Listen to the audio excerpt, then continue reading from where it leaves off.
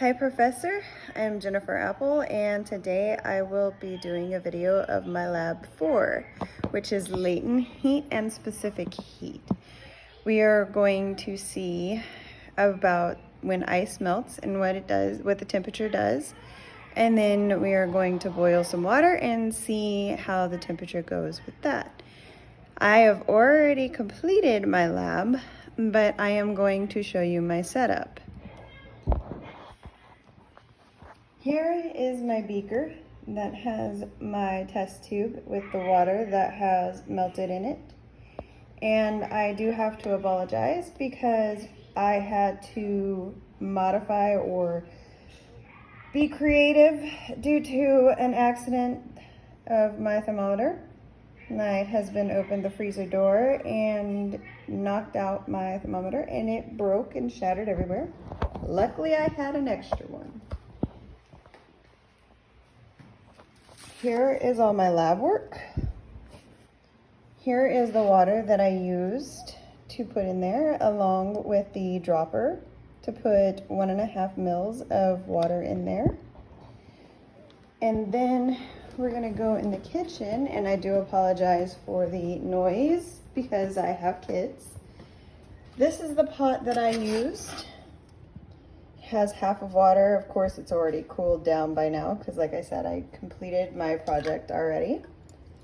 Here is the thermometer that I ended up using, and I also backed up my findings with my other electronic thermometer that I had left over from my chemistry class.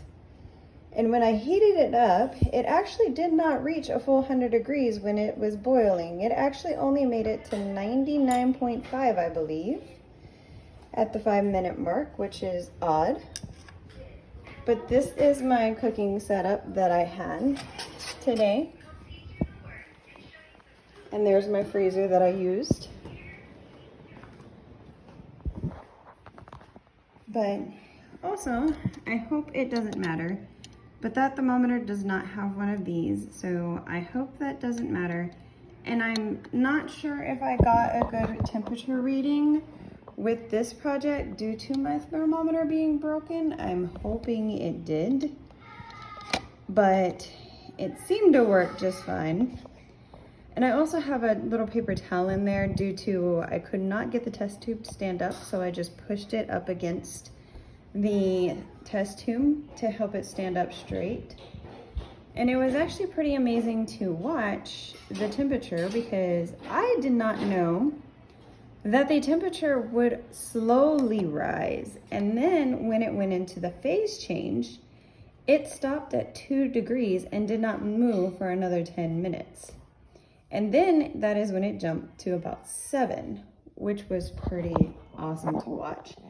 And the same thing happened with the heating, is that it stopped going up, or it was going up really slow, and then all of a sudden it just stopped moving, and then the heat started to rise again. So I hope this video is good enough, and I will see you in the next lab. Hope you have a great day, sir. Bye.